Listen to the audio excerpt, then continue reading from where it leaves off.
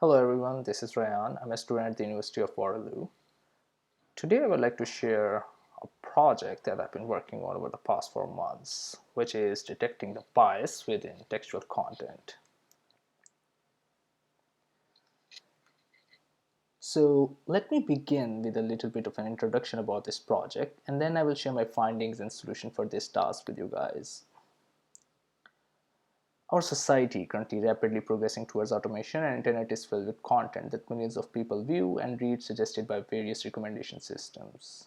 Whatever we read or view in our daily life routine, either by spending time on books, blogs, tweets, or news articles, it has a direct or indirect effect on us.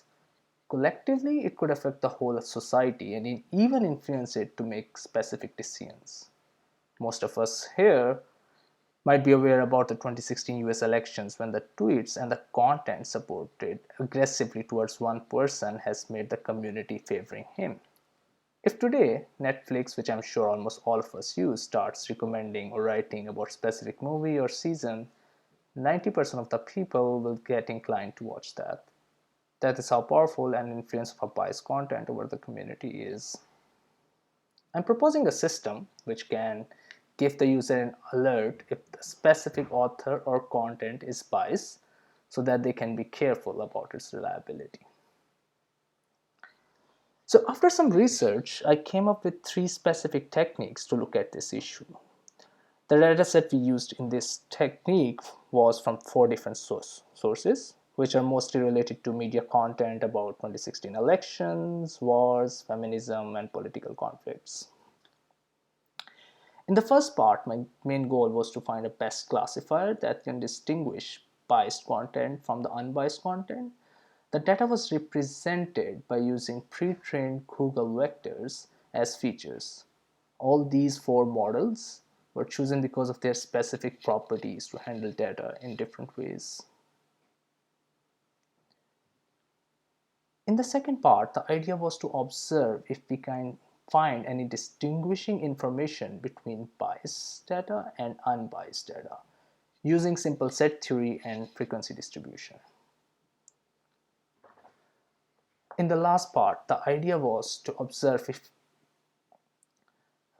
if a few BERT models trained on different datasets and problems were used, could it help to identify the problem much better.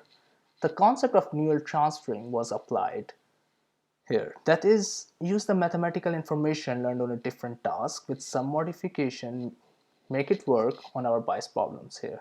Think of it as a room that can be used for teaching classes, but with some changes, it can become a bedroom. Now, towards the most interesting part, the findings. The logistic regression model was used because of its linearity assumptions, whereas random forest was chosen to capture any non-linearities without overfitting too much. The logistic regression was tuned over different type of penalties to make it a little flexible towards non-linearities within the data. Whereas random forest, which is basically a bunch of trees that collectively make a decision, here we tune about how many number of trees we should choose.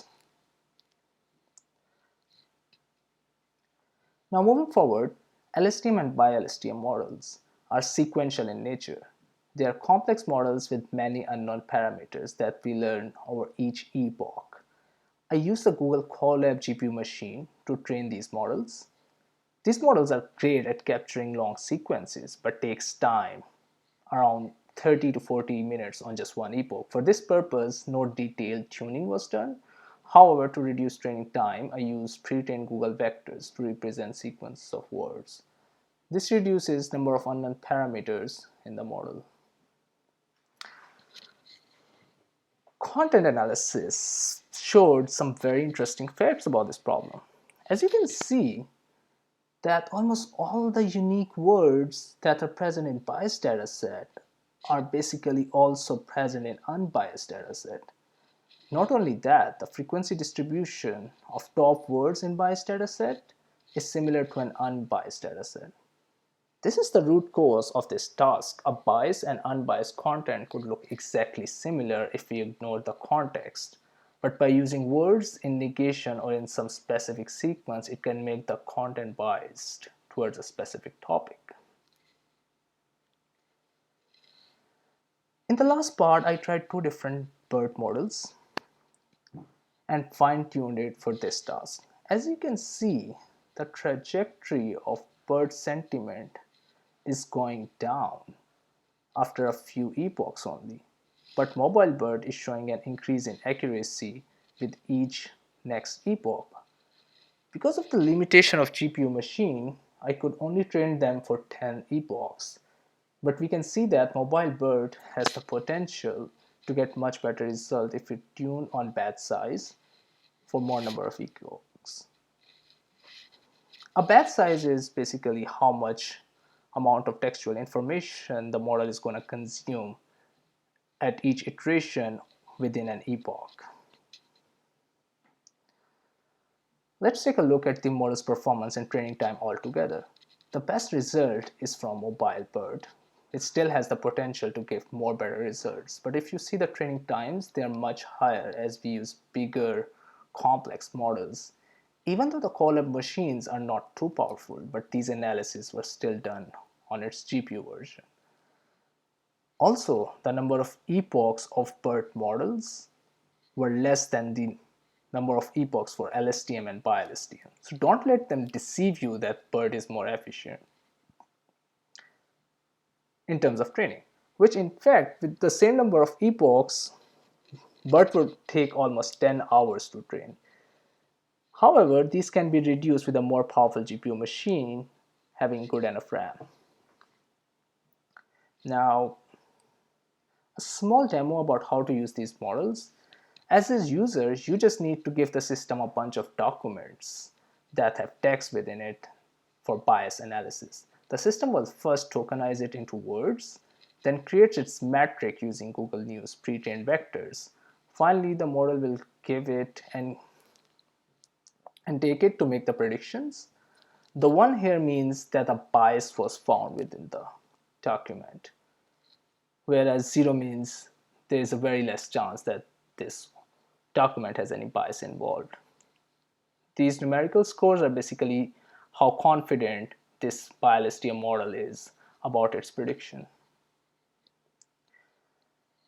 Now let's see how a fine-tuned BERT behaves on a similar datasets. BERT has its own tokenizer and uses its own convolutional embedding character. So by just using your raw text, it will generate an output in the similar format. Notice that BERT is much more confident about its prediction here. Thank you for your time. Once the paper gets reviewed, I will add its link in the video for those who are interested to study it in more depth. Have a nice day.